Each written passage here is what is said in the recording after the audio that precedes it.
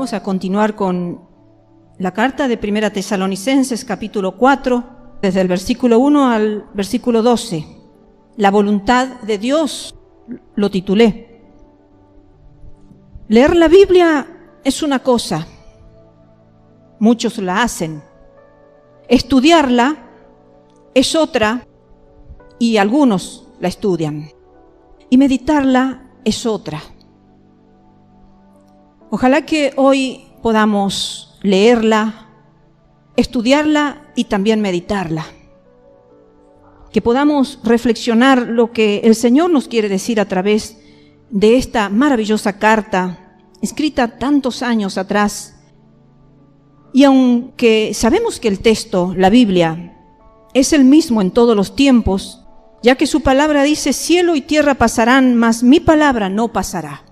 Sabemos que la palabra de Dios es eterna y sabemos que esta palabra es igual para todos los tiempos, aunque muchos eruditos hayan dicho lo contrario. Aunque muchos religiosos hayan dicho que ya es obsoleta para estos tiempos, la palabra de Dios dice que es eterna y lo que es eterna nunca caduca, nunca pasa de moda, nunca deja de tener el valor que tuvo desde el principio hasta el fin. Entonces, aunque sabemos que es el mismo en todos los tiempos, el texto y la Biblia, el testimonio, que es la palabra de Dios. Sin embargo, es real que el contexto de la Biblia en sí no lo es según el continente, según la cultura en la cual se vive. Por eso veremos cómo aplica a nuestro contexto o cultura actual. Porque algunos también aducen lo siguiente, que la Biblia muchas veces no va conforme a la cultura actual. Pero la palabra de Dios es viva y es eficaz. Y Dios nunca nos iba a dejar una palabra viva y eficaz para que no encajara en un tipo de cultura, para que no tuviera el impacto que tuvo, que tiene y que tendrá hasta el fin de los tiempos y que seguirá como testimonio en la eternidad. Los libros de historia, los libros de ciencia, de literatura y cualquiera sea de esta tierra, tienen su tiempo de caducidad. Mueren los escritores y quedan allí, como una historia, como un libro, algunos pasados de moda, otros actualizados y modernos, más la Biblia siempre será para cualquier tiempo, para cualquier cultura, para cualquier nación, para cualquier pensamiento. Por eso, en la medida que vayamos estudiando lo que el apóstol quiso transmitirle a los tesalónicos y también a nosotros, sin saberlo él, pero guiado por su Santo Espíritu, vamos a ver cómo realmente los miedos que tenía el apóstol, por los cuales él expresó esa carta, son los mismos miedos y los mismos tiempos que vive nuestra cultura, nuestra nación, nuestra tierra. Entonces vamos a empezar leyendo del versículo 1 al versículo 6. Por lo demás, hermanos, os rogamos y exhortamos en el Señor Jesús, que de la manera que aprendisteis de nosotros como os conviene conduciros y agradar a Dios, así abundéis más y más.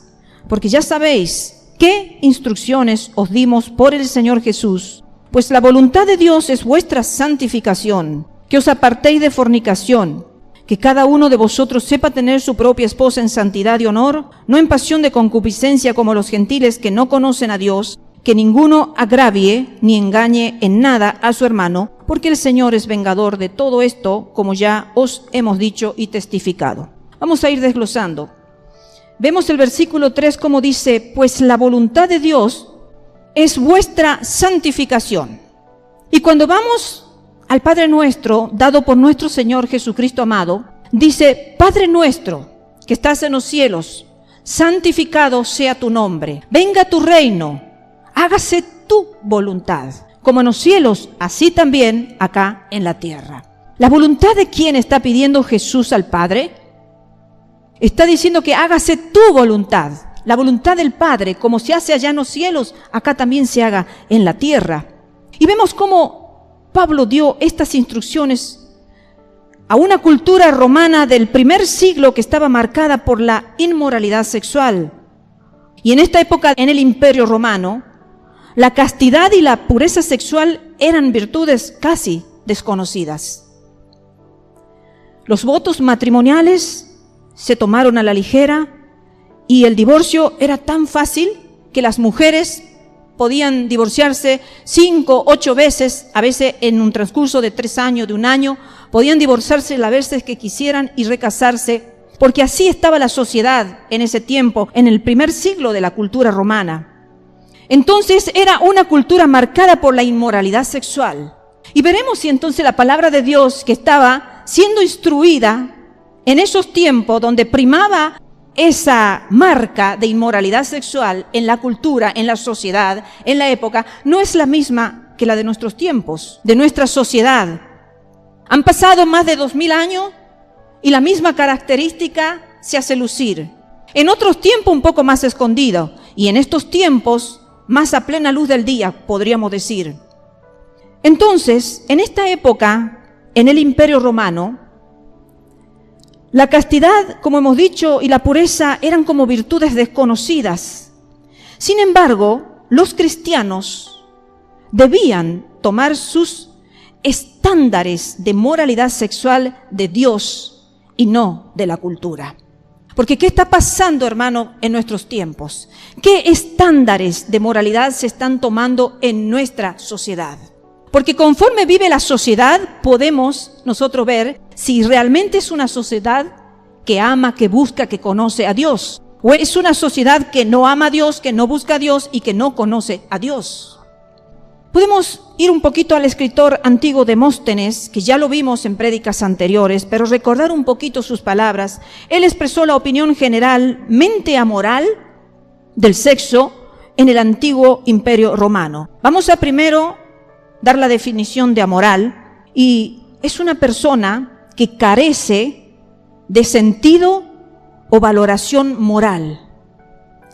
Carece de sentido o valoración moral, o sea, un inmoral. Y digamos si no estamos viendo y asustándonos de lo que está pasando en nuestra sociedad, cuando las cosas malas se las practican con tanta liberalidad, que ya no se teme nada, no se teme ni a los mayores, ancianos, no se teme ni siquiera a los niños pequeños. Se vive en una sociedad donde cada uno hace lo que quiere. Entonces, dijo esto Demóstenes: tenemos a las prostitutas para el placer, a las criadas para que se hagan cargo de nuestras necesidades corporales diarias, y a las esposas para que sean fieles guardianas de nuestros hogares. Esto se estaba hablando en esos siglos, hermanos, donde a la mujer solamente se la consideraba una guardiana, bastante diestra, bastante inteligente y sabia para cuidar, podríamos decir, la administración económica, el orden de la casa, todo lo que hace a un hogar ordenado, limpio, bien administrado. Pero el pensamiento del hombre no era mirar en su mujer todos los aspectos y las virtudes que Dios ha depositado en una mujer virtuosa, sino que allí estaba introduciendo el pensamiento de que las prostitutas eran para el placer del hombre. O sea que no era la esposa la que tenía que otorgar, o el hombre que debía tener placer con su esposa, sino eran las prostitutas las que debían dar ese placer a los hombres, y las criadas para que se hagan cargo de nuestras necesidades corporales diarias. O sea que en el diario vivir el hombre estaba más atento en cuanto a sus necesidades corporales, físicas, de lo que respondían las criadas que lo que respondía su esposa. Fijémonos qué degradante que era el pensamiento y la moral de esa época. Qué difícil debe haber sido para esas mujeres convivir en un ambiente tamaño, ¿no es cierto?, con un pensamiento tamaño. Por eso se daban tantos divorcios y por eso se lo veía al matrimonio, al voto matrimonial, muy a la ligera. No se le daba ni el más valor que realmente Dios le dijo que era un voto para toda la vida, hasta que la muerte los separe. Entonces, viendo lo que ellos pensaban, hermanos, los que no conocen a Dios, realmente no tienen recursos espirituales para conducirse puros delante del Señor, porque realmente no conocen a Dios, no conocen la moral de Dios y no tienen recursos como para decir: yo me aferro a esto, a lo que Dios ha enseñado, porque sé que el que vive de esta manera va a prosperar, porque Dios lo va a bendecir. Pero sin embargo, los cristianos tienen esos recursos espirituales. Por lo tanto, los cristianos deberían vivir diferente aquellos que no conocen a Dios. Y qué lamentable, podríamos decir, es ver hoy por hoy una sociedad cristiana al igual que una sociedad amoral, al igual que una sociedad inmoral, al igual que una sociedad que no tiene recursos espirituales para poder manifestar una conducta acorde a los principios divinos. Qué triste es ver un alineamiento, podríamos decir así, de lo que hoy es el cristianismo y el mundanalismo. Hoy es muy difícil decir, esa persona es un cristiano, esa persona tiene algo diferente, esa persona no tiene la misma conducta que nosotros. Esa persona no tiene la misma conducta que lo que nosotros estamos acostumbrados a ver en la calle, en la sociedad de por sí, en el trabajo, en el estudio, en todos lados. Porque antes el cristiano se hacía identificar y se hacía notar en todos lados. Pero la cultura ha ido envolviendo tanto al ser humano que lo ha contaminado al cristiano hasta el punto de no haber diferencia alguna entre la moral inmoral y el cristiano moral. Entonces, sigue diciendo el versículo 3, que os apartéis de fornicación. La palabra griega fornicación, forneia, se refiere a cualquier relación sexual fuera de la unión matrimonial. Cualquier tipo de relación sexual fuera de la unión del voto matrimonial. Cualquier conducta sexual fuera del voto, de esa alianza, de esa unión matrimonial, es pecado. Es pecado. Y en el versículo 4 vemos cómo la inmoralidad es todo lo contrario del honor. Una persona con honor es una persona que tiene una moral digna. Y una persona que no tiene honor es una persona realmente inmoral, no es digna de ningún honor. Y tampoco tiene ningún derecho a ser honorable en la vida porque denigra y corrompe al hombre. Los que no refrenan sus deseos sexuales actúan más como animales que como humanos, siguiendo sus impulsos sin limitaciones. Porque eso es lo que hace el animal. El animal no tiene limitación alguna porque no razona. Mas el ser humano tiene una mente que Dios le ha dado para pensar, para poder refrenar, porque Dios nunca nos habría creado de una forma en que nosotros, los seres humanos, no pudiéramos refrenar los deseos sexuales. ¿Qué dice 1 Corintios capítulo 6, versículo 8? Dice, huid de la fornicación. Cualquier otro pecado que el hombre cometa está fuera del cuerpo, mas el que fornica contra su propio cuerpo peca. ¿O ignoráis que vuestro cuerpo es templo del Espíritu Santo, el cual está en vosotros, el cual tenéis de Dios y que no sois vuestros? Porque habéis sido comprados por precio, glorificad pues a Dios en vuestro cuerpo y en vuestro espíritu, los cuales son de Dios. Porque a veces, hermanos, hay pensamientos tan oscuros en el ser humano que algunos han llegado a decir, disfrutemos la vida porque el cuerpo se va a la tierra cuando muere. El cuerpo va a ser sepultado y se va a denigrar con la tierra. Y el alma se va a separar y va a ir al cielo, que es lo que vimos en la carta de los Colosenses y creo que también la vimos en los Filipenses. Entonces ellos no se hacen ningún problema porque dicen el cuerpo es mortal y queda en la tierra. Y el cuerpo en sí, con todo lo que el cuerpo y la carne cometa, queda en la tierra y el espíritu solo es el que se eleva. Pero sin embargo Dios nos está diciendo que Dios en vuestro cuerpo y en vuestro espíritu, los cuales, plural, son de Dios. Tanto el espíritu como el cuerpo como la carne son de Dios. Entonces, ¿cómo nosotros no vamos a cuidar el cuerpo si ambos, espíritu y cuerpo, no nos pertenecen, sino son de Dios? Y allí en el versículo 5 vemos que los gentiles conocían dioses que eran la personificación de sus propias ambiciones y lascivia. Hoy estuve buscando unos cuantos dioses nada más que adoraban los griegos y que luego se fueron pasando y cambiando un poquito de nombre en Roma, pero en sí eran los mismos dioses con distintos nombres. He seleccionado unos cuantos porque no me alcanzaría el tiempo para ver la cantidad de dioses que adoraban los paganos. Y uno de ellos era Eros, que es el dios de la atracción sexual, del amor, el sexo y la procreación. Y ese dios luego, cuando pasó a Roma, podríamos decir que cambió su nombre como Cupido, que es el dios romano, que es el dios del amor. Y qué triste es cuando nosotros vemos en nuestros tiempos alfajores, bomboncitos, donde trae la imagen de ese angelito Cupido. Y nos ponemos contentos, ¿verdad? Y hasta hay un día del enamorado que se celebra y que se festeja, en donde se hace honor a ese dios Cupido, donde se está haciendo honor a ese dios Eros de la Grecia antigua. Otro dios Himero, que es el dios del deseo sexual y amor no correspondido. Otro dios, el Edilogos, dios de las palabras dulce y de la adulación. El Hermafrodito, dios de los hermafroditas y de los hombres afeminados. Y luego Tlazolteotl, nombres bastante raritos, diosa de la pasión y de la lujuria.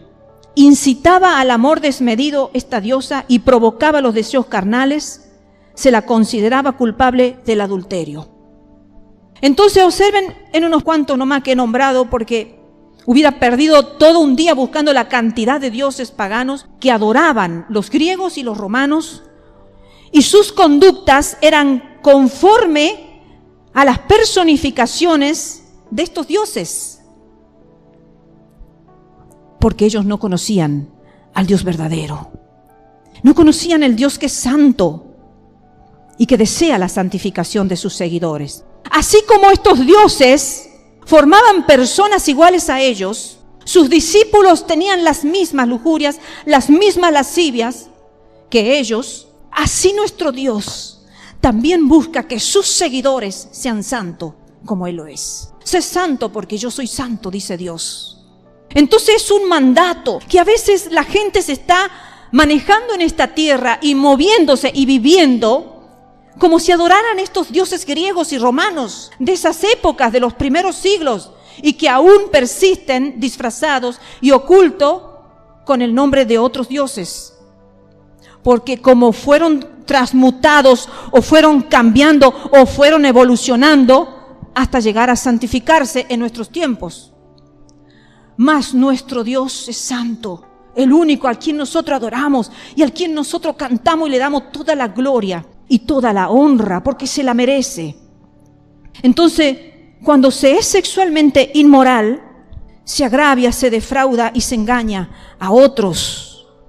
Como dice el versículo 6, dice que nadie agravie ni engañe en nada a su hermano.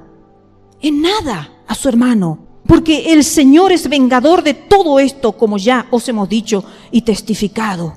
Por eso el versículo 4, que ya lo hemos pasado, habla de cómo saber incluso tener a su propia esposa en santidad y en honor. Y en honor. Dice, no en pasión de concupiscencia, como los gentiles que no conocen a Dios. Los gentiles no conocen a Dios, por eso pueden hacer lo que ellos quieran, como quieran. Y tratar a sus esposas como quieran, mas los hijos de Dios no. Porque acá el apóstol Pablo, guiado por el Santo Espíritu de Dios, recibiendo revelación del mismo cielo, está dándole esta exhortación, esta enseñanza a los hermanos para que traten de vivir con su esposa en santidad y en honor, no en pasiones de concupiscencias como lo hacen aquellos que no conocen a Dios. Entonces, cuando se es sexualmente inmoral, se agravia y se defrauda y se engaña a otros. Y el adulterio, hermanos, defrauda a su esposa e hijos. El fornicario defrauda a su futura esposa e hijos. Y ambos defraudan a su pareja ilícita. Bueno, ahora se toma a la esposa como pareja, como, no sé, se toman otros nombres. Ya no se le llama esposa, ya no se le llama mujer, sino ahora se le dice pareja, ¿no es cierto? Pero sin embargo, la palabra de Dios nos habla de su esposa. Entonces, aquí estamos viendo cómo se la está defraudando, incluso a la que es ilícita, incluso a la que va a venir a posterior, porque el adulterio es una violación de los derechos de otro. Qué triste y qué lamentable es no tomar en cuenta este principio, porque vivimos en un mundo adúltero, adúltero en todas las órdenes, adúltero en lo espiritual, adúltero en lo emocional, adúltero en la economía, en la religión, en todos lados vemos adulterio. Adulterio es cuando no es algo puro, cuando no es algo verdadero, cuando se ha añadido algo que lo ha desvirtuado al producto, a la esencia verdadera, etc. Y la promiscuidad, hermanos, vamos a ver lo que significa promiscuidad. Conducta o comportamiento de la persona que cambia con frecuencia de pareja sexual buscando únicamente el placer. Cambia con frecuencia de pareja. ¿Buscando qué? El placer. Porque se la tienen como objeto. No es un ser amado donde la persona dice, la voy a amar, la voy a cuidar, la voy a respetar, la voy a tener en honra. Va a ser la madre de mis hijos, va a ser mi mujer. La voy a cuidar en la sociedad, que nadie la dañe. La voy a cuidar en el hogar, que la respeten mis hijos. Y voy a formar una relación de amor que nadie lo pueda romper. Pero la promiscuidad es la conducta que yo hoy estoy observando en la generación que se está formando con una mente promiscua. Hoy estoy con una persona y no me importa dañarle su sentimiento. Mañana tomo otra y mañana otro, y a la vez capaz que puedo andar hasta con 3 a la vez, 4, 5, no sé. Eso es promiscuidad.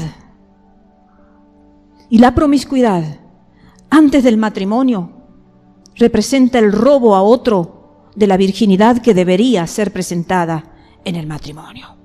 En el matrimonio, en el voto matrimonial, se debería presentar en esa condición, el hombre como la mujer. Pero al haber habido una promiscuidad previa, se está exponiendo y robándose esa virginidad ante los ojos de Dios.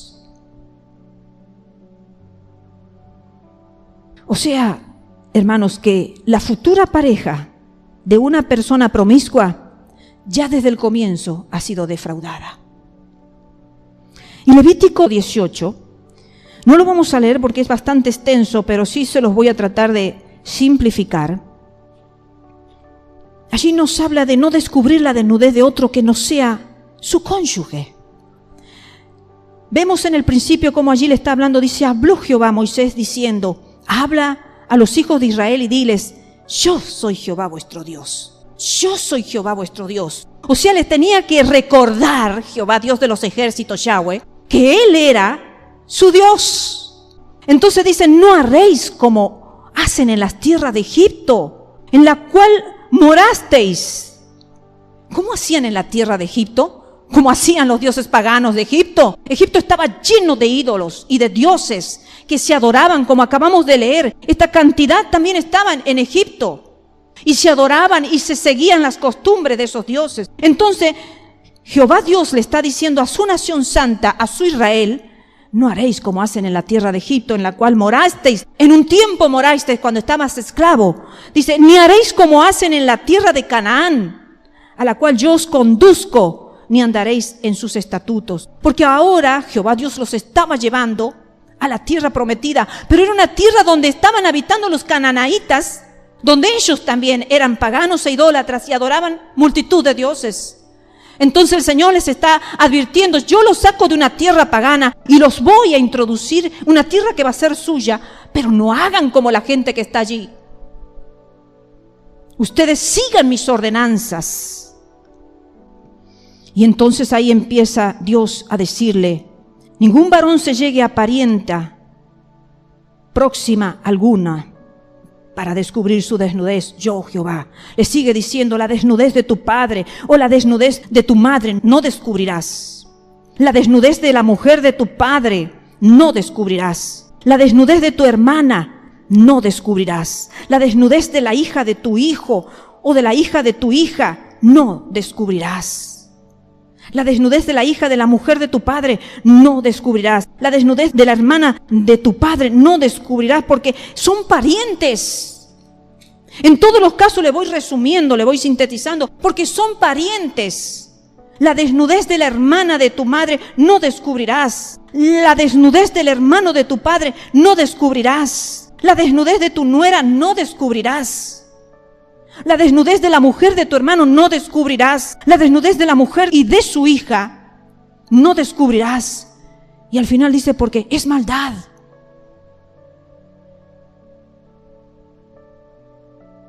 Después dice, no te llegarás a la mujer con su periodo mensual, porque te vas a contaminar con ella. Y sigue diciendo, no te echarás con varón como con mujer. Es abominación, dice el Señor Jehová. Ni con ningún animal. Es perversión, dice al final del texto. O sea que sigue diciendo hasta llegar al versículo 30. Dice, porque cualquiera, versículo 29, que hiciere alguna de estas todas abominaciones, las personas que las hicieren serán cortadas de entre su pueblo. Serán cortadas, hermanos, porque Romanos 6:23 dice, porque la paga del pecado es muerte, pero la dádiva de Dios es vida eterna en Cristo Jesús, Señor nuestro. Porque la paga de todo pecado, hermano, es muerte. Serás cortado de entre tu pueblo. Guardad pues mis ordenanzas, no haciendo las costumbres abominables que practicaron antes de vosotros, y no os contaminéis en ellas. Yo, Jehová, vuestro Dios. Han pasado los tiempos y la Biblia sigue siendo la misma. Las restricciones siguen siendo las mismas. Abominación, perversión, maldad, contaminación, sigue siendo la misma. Por eso, hermanos, vemos que Levítico 18 es un capítulo donde Dios instruye a Israel sobre la inmoralidad sexual, bien definida, bien detallada, paso a paso. Por lo tanto, la idea que da es que la desnudez de un individuo pertenece a su esposo o a su esposa y a nadie más, a no ser en el caso de los bebitos, de los hijos cuando son pequeños y los padres podemos y tenemos el derecho de bañarlos. Pero entonces la desnudez tomada bíblicamente solamente le corresponde al esposo o a la esposa y a nadie más. Y es una violación a la ley de Dios entregar esa desnudez a alguien más o que alguien más la tome. Ni qué hablar de la forma de vestir. Porque acá estamos hablando del sexo practicado, pero ni que hablar tampoco de la desnudez de la vestimenta. ¿Cómo andan las mujeres y los hombres vestidos hoy? Salen con sus esposos, las esposas, semidesnudas. Semidesnudas. Entonces hasta es imposible nosotras como mujeres no mirarlas, cuanto menos los hombres.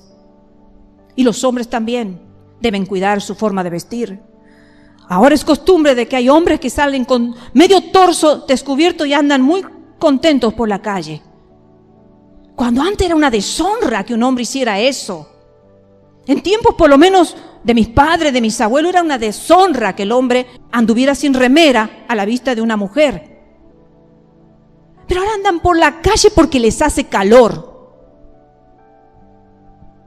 Y las mujeres también les hace calor, por eso andan así semidesnudas. Si no es en el medio es abajo y si no es abajo es arriba. Entonces, queridos hermanos, ¿estamos viendo una sociedad con pureza sexual realmente?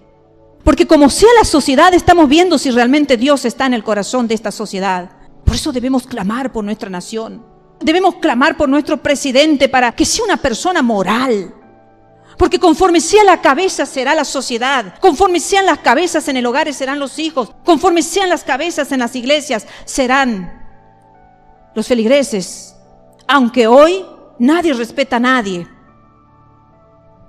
Estamos en un tiempo de rebelión, donde el ser humano quiere vivir conforme a su placer y a su deseo, y no le importa lo que la Biblia y Dios establece en su palabra.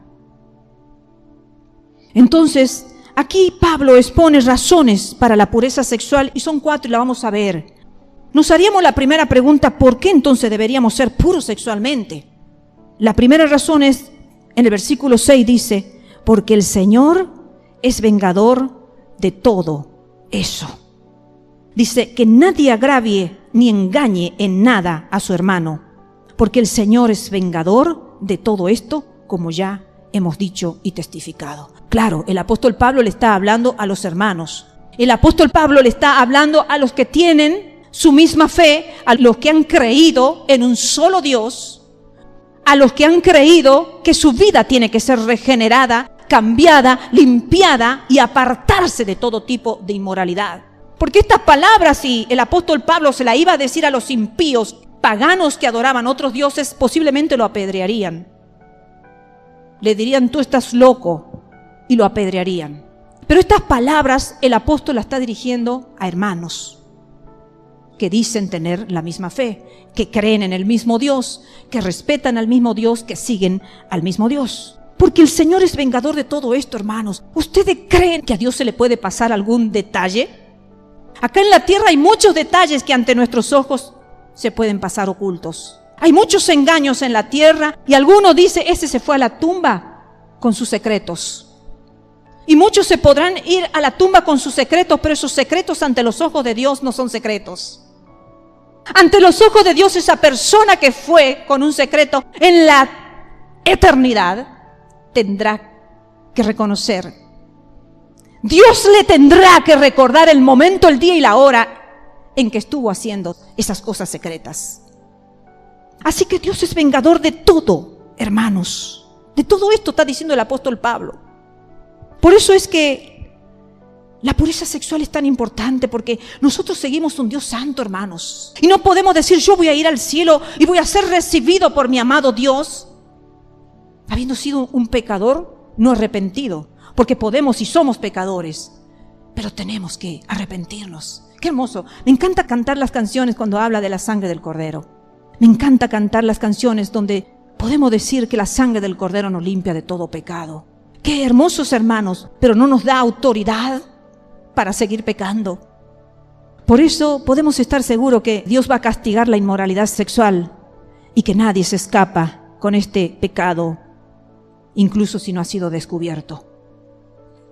Segunda razón, versículo 7 de 1 Tesalonicenses capítulo 4 dice: pues no nos ha llamado Dios a inmundicia, sino a santificación. Esta es la segunda razón por la que los cristianos deben ser sexualmente puros, debido a nuestro llamado, hermanos. A veces, como hijos de Dios, decimos: ¿y a qué he sido yo llamado a la tierra? Porque cuando hablamos de llamado, pensamos y lo relacionamos con ministerios en la iglesia. Y no entendemos que el primer llamado que Dios hace a todo hijo de Dios, antes de ejercer cualquier ministerio en la iglesia, eclesiástico podríamos decir, hemos sido llamados a ser santos. Ese es el primer llamado para todos por igual. Y dice: pues no nos ha llamado Dios a inmundicia, sino a santificación. Esta es la segunda razón por la que los cristianos deben ser sexualmente puros, debido a nuestro llamado, porque ese llamado no es a inmundicia, sino a santificación. Y vámonos nuevamente a las cartas de 1 Corintios, también escrita por el apóstol Pablo, 1 Corintios capítulo 6, versículo 9 al 11. Dice así el apóstol a los corintios. Dice: ¿no sabéis que los injustos no heredarán el reino de Dios? No erréis, ni los fornicarios, ni los idólatras, ni los adúlteros, ni los afeminados, ni los que se echan con varones, ni los ladrones, ni los avaros, ni los borrachos, ni los maldicientes, ni los estafadores heredarán el reino de Dios. Y esto erais algunos. Claro, en otro tiempo, ¿verdad? Esto eran algunos, mas ya habéis sido lavados, Ya habéis sido santificados, ya habéis sido justificados en el nombre del Señor Jesús y por el Espíritu de nuestro Dios. En otro tiempo, cuando eras pagano, muchos de ustedes eran eso: adúlteros, fornicarios, idólatras, afeminados, ladrones, avaros, borrachos, maldicientes, estafadores.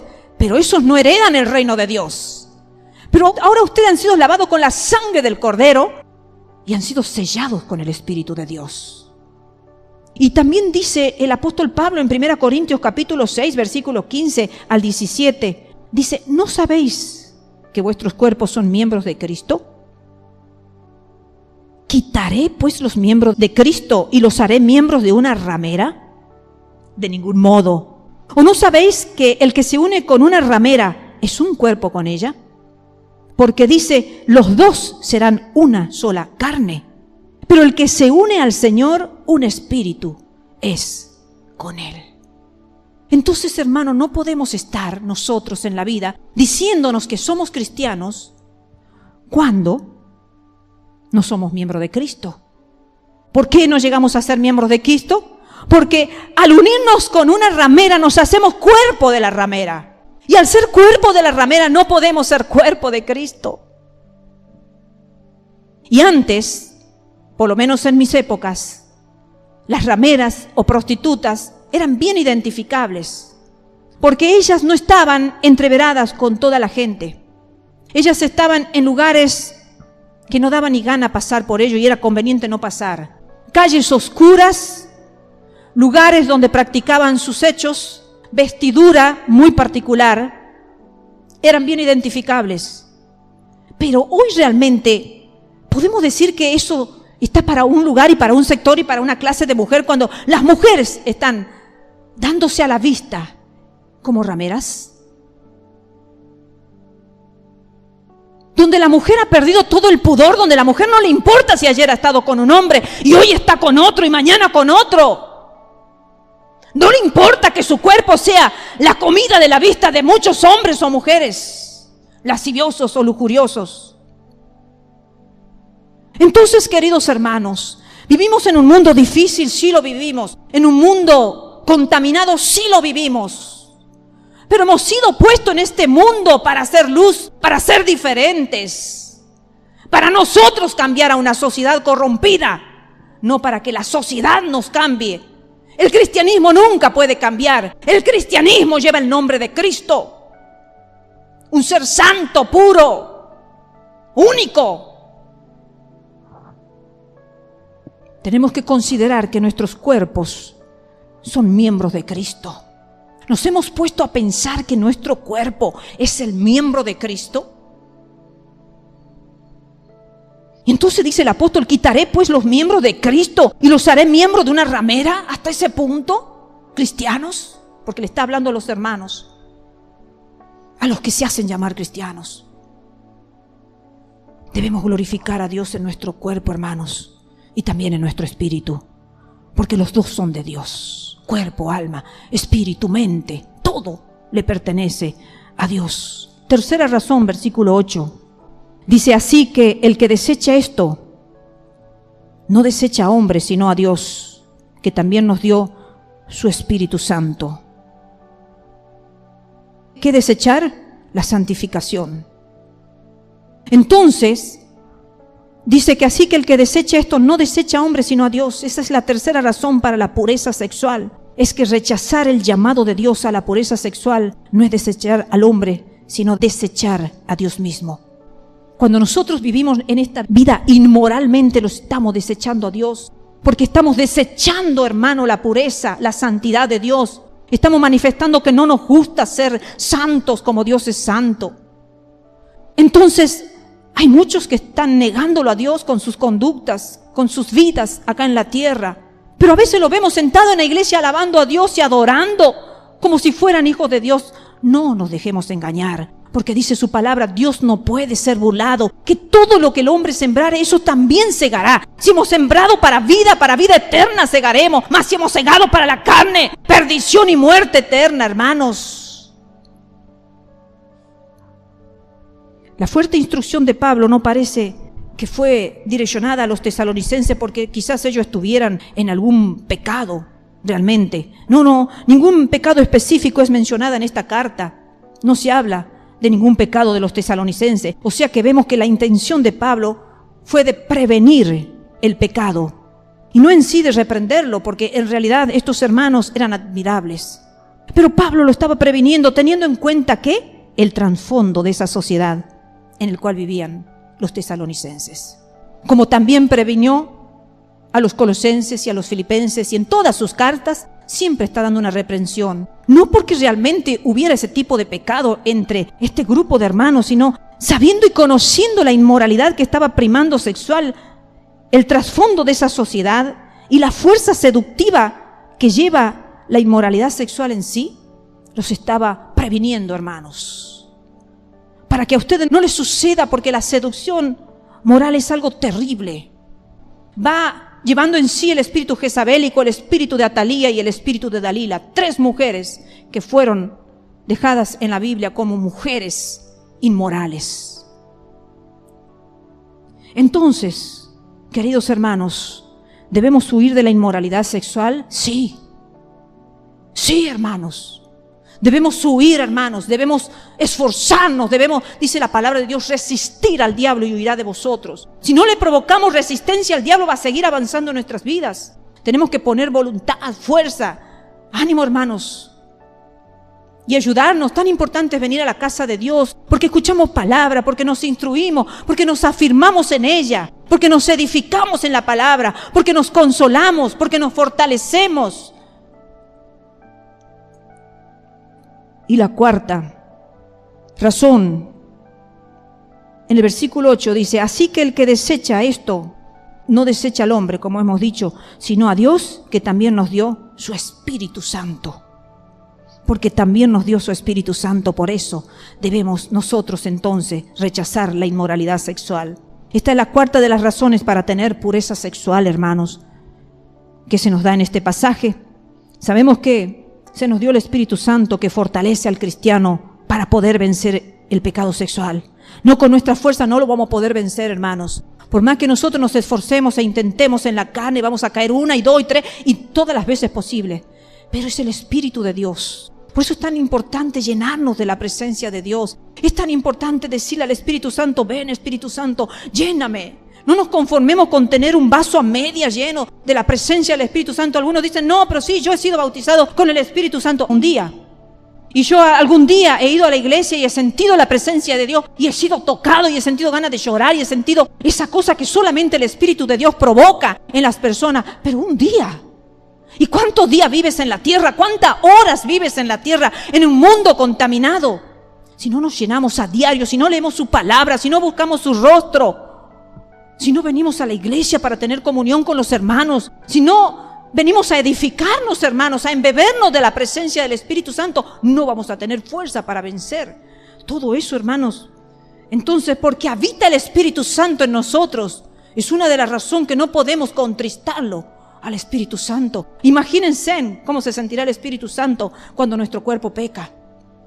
¿Cómo se sentirá el Espíritu Santo, el Espíritu de Dios, el Espíritu de Cristo, cuando nuestros miembros están siendo dados a las rameras, a las mujeres que tienen espíritu ramera, a los hombres que tienen espíritu ramera, a los hombres también?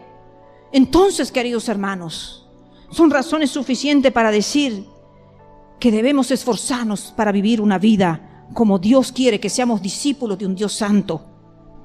Entonces, con su Santo Espíritu vamos a poder nosotros tener todos los recursos para la victoria.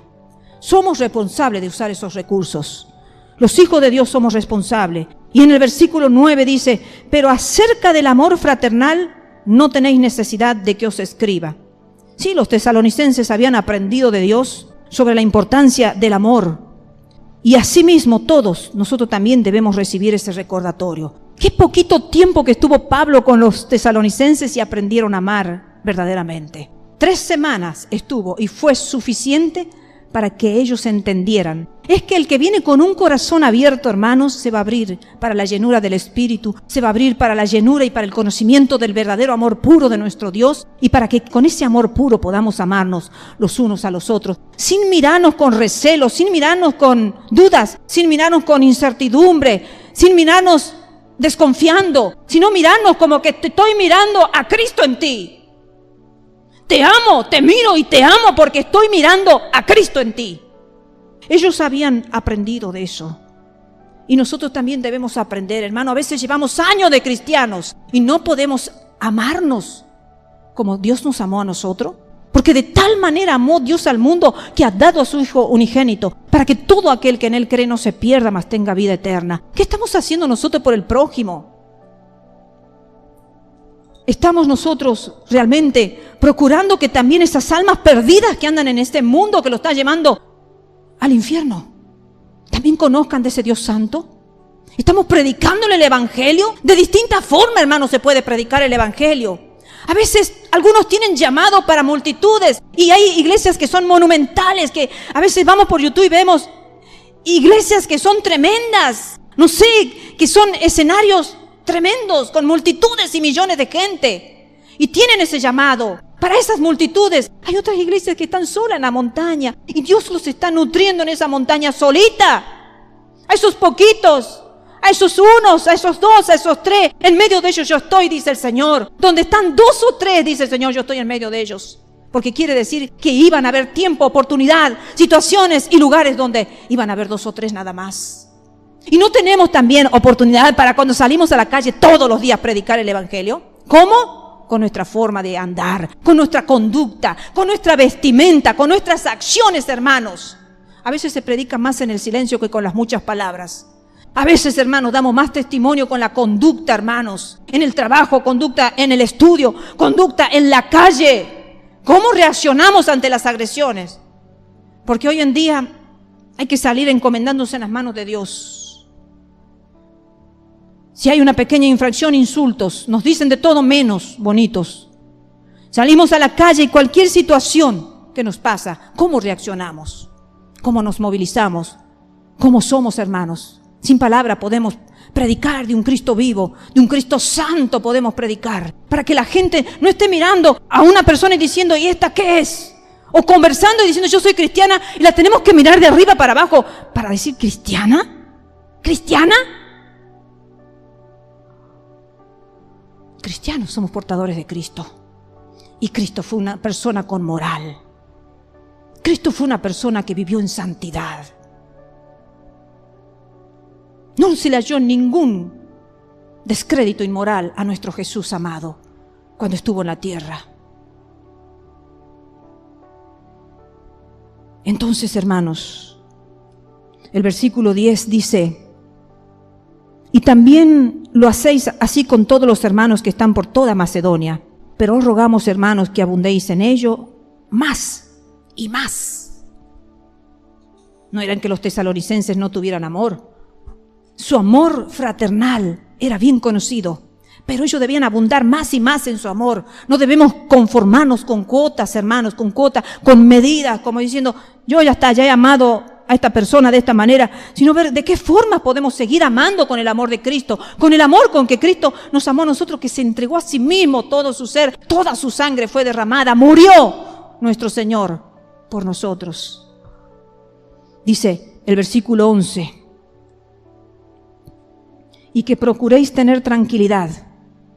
Qué importante es tener tranquilidad en un mundo donde no existe la tranquilidad. Al tener una aspiración en la vida, eso debe realmente infundirnos tranquilidad, paz, calma, descanso y satisfacción, o por lo menos la debemos procurar. Vivimos en un mundo donde no existe la paz, y más en estos tiempos finales, en estos tiempos últimos, donde ya no se habla de paz, al contrario, se habla de guerra, guerra aquí, guerra allá. Antes, bueno, eran territorios donde ya estábamos medio acostumbrados a que siempre estuvieran en conflictos, pero ahora es como que todo el mundo está en guerra, todo el mundo está en guerra, se están planeando las guerras. Se están elaborando las guerras en lo secreto, en lo oculto, para la Tercera Guerra Mundial, para que todas las naciones estén todas contra todos y nadie pueda ayudar a nadie. Y por supuesto eso preparará la plataforma para el anticristo, el cual hombre que vendrá tomando la posición de nuestro amado Jesús de Nazaret, va a querer venir a querer dar solución a todos los problemas. El anticristo, el anti-Mesías, el enviado del infierno. Entonces, hermanos, qué importante es procurar tranquilidad en un mundo donde no la hay. Porque cuando vivimos una vida con tranquilidad, con paz, entonces vamos a poder escuchar a Dios. Si hoy nosotros hubiéramos venido a la iglesia todos nerviosos, que posiblemente sí, porque venimos cargando aflicciones, problemas, situaciones, pérdidas, situaciones que nos ha tocado vivir durante el día, durante la semana. Pero cuando llegamos y nos metemos en la presencia de Dios, y si nosotros seguimos nerviosos, seguimos pensando en el momento de que estamos adorando a Dios, que estamos alabando a Dios, que estamos orando, que estamos escuchando la palabra de Dios, yo sigo pensando, tengo que pagar la luz, el teléfono, el gas, no tengo plata, ¿qué voy a hacer? Tengo que trabajar mañana tantas horas, estoy cansado, mi cuerpo está enfermo, me siento así, me siento mal, estoy peleada con mi esposa, estoy peleado con mis hijos, y sigue mi cabeza pensando en todo lo que ha pasado en la semana. Seguramente no lo vamos a escuchar a Dios. Seguramente no lo vamos a poder escuchar a Dios, y al no escucharlo a Dios no lo vamos a poder conocer, porque cada vez que se abre la palabra de Dios se lo conoce a Dios, hermano. Así leamos todas las veces el mismo texto, siempre nos va a tocar el corazón, siempre nos va a llenar de paz, siempre nos va a llenar de algo espiritual, su palabra. Pero si no aprendemos a tener paz y tranquilidad, no vamos a poder conocerlo a Dios. Entonces, hermano, sigue diciendo el versículo 11, dice: y que procuréis tener tranquilidad y ocuparos en vuestros negocios. Porque esto significa que el cristiano debe enfocarse en su propia vida. Ocuparos en vuestros negocios, ocuparnos en nuestra propia vida y en nuestros propios asuntos, en vez de estar mirando la vida de otros. A veces por estar mirando tanto la vida de otros, nos desfocalizamos de nuestra propia vida, de nuestros propios negocios, hermanos. Y ahí es cuando vienen las problemáticas, y ahí es cuando vienen las enfermedades al cuerpo, porque empiezan las aflicciones. Cada uno tiene que preocuparse de su propio negocio. ¿Cómo puedo hacer que mi economía llegue a fin de mes? ¿Cómo puedo hacer que multiplique y no que disminuya? Ocuparnos de nuestros negocios. Esto es una enseñanza bíblica. Y trabajar con vuestras manos, dice el versículo 11. Dice, y trabajar con vuestras manos de la manera que os hemos mandado. Porque realmente trabajar es algo bíblico, hermanos. Debemos reconocer la dignidad y el honor del trabajo. Estamos viviendo bajo una sociedad en nuestro país donde no se ha enseñado el honor del trabajador, donde no se le ha enseñado a los niños y a los jóvenes de esta generación pasada lo importante que es trabajar. Entonces, si no están acostumbrados a trabajar, siempre van a querer recibir de arriba, van a querer recibir, y el día que no se le dé de arriba, entonces van a salir a delinquir, van a salir a robar. Porque no saben, no tienen herramientas para trabajar, porque no se los ha enseñado a trabajar. Entonces nosotros debemos como cristianos enseñarle a la gente la importancia de trabajar. A los niños desde ya enseñarles la importancia de estudiar para después poder tener un trabajo digno y poder entonces vivir dignamente, formar un matrimonio digno. Entonces, el trabajo es el plan de Dios para el progreso de la sociedad y también para el progreso de la iglesia. Ni la sociedad progresa sin dinero, ni la iglesia progresa sin dinero. ¿Cómo vamos a permitir o pretender que una iglesia progrese si no hay fondos? ¿Cómo vamos a pretender que una iglesia crezca si no hay dinero? Entonces, por eso, hermanos, en una iglesia tienen que venir gentes que estén dispuestas a ayudar que el reino de Dios se extienda. Y no que se paralice o que se cierre, que se termine por falta de recursos económicos. Entonces todo esto, aunque parece una temática administrativa, matemática o de ciencia, podríamos decir, tiene que ver con los planes de Dios.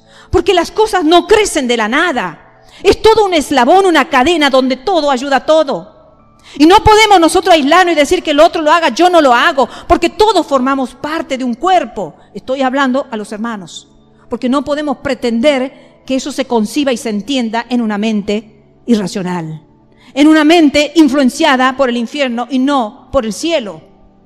Entonces, hermanos, es una trampa de Satanás cuando esperamos que las cosas lleguen fácilmente o cuando consideramos las bendiciones de Dios como una oportunidad para no hacer nada o haraganear. El trabajo manual era despreciado por la cultura griega antigua. Fíjense qué tremendo que era esa cultura. El que trabajaba era despreciable, era considerado como de la casta baja. La casta social baja era la que trabajaba y los de las castas altas eran los que no trabajaban. Entonces fíjense cómo ellos pensaban que mientras mejor fuera el hombre, menos debía trabajar. En contraste, Dios nos dio y nos envió un rey que aprendió a ser carpintero con su padre terrenal. Nos enseñó de apóstoles pescadores a quienes los tomó mientras pescaban, mientras echaban su red para sacar peces y venderlos. Otros quizás estaban en cuanto a los tributos, a los impuestos, diríamos en el presente. Y también Dios nos dio misioneros que construían tiendas con sus manos, como el apóstol Pablo, el autor de estas cartas, Priscila y Aquila, un hermoso matrimonio que también se unieron en tiempos con el apóstol Pablo y también trabajaban en lo mismo. Trabajaban en la construcción de carpas y de tiendas día y noche, lo vimos en la prédica anterior. Día y noche se estaban trabajando, ¿para qué? Para poder sustentarse, para poder vivir dignamente en la tierra, para no ser carga a nadie y para poder extender el reino también, porque para extender el reino de Dios se necesita también plata, hermanos. Entonces, hay que combinar todo esto que el apóstol Pablo viene presentándolo y explicándolo. Y el versículo 12 y final dice, a fin de que os conduzcáis honradamente para con los de afuera y no tengáis necesidad de nada. Porque hay que combinar, hermanos, el amor con el trabajo. ¿Para qué? Para conducirnos honradamente, de buena manera, como para no causar ofensa a nadie. Y de esa manera, entonces los no convertidos, los que tienen otro tipo de mente contraria al cristianismo, con el ejemplo de los cristianos a trabajar, serán influenciados a convertirse en seguidores de Jesús. Y dice, y no tengáis necesidad de nada, porque Pablo había expresado en el capítulo 3 que hemos visto anteriormente, en el capítulo 3, versículo 10, dice, para que veamos vuestros rostros, dice Pablo, quiere volver a visitarlos a los tesalonicenses. Quiero volver a visitarlos a ustedes porque yo quiero volver a ver vuestro rostro y completar lo que falta a vuestra fe. Porque si ellos seguían sus enseñanzas y su ejemplo, entonces no iban a tener necesidad de nada. Qué importante saber escuchar a siervos de Dios que saben dar buenos consejos, hermanos.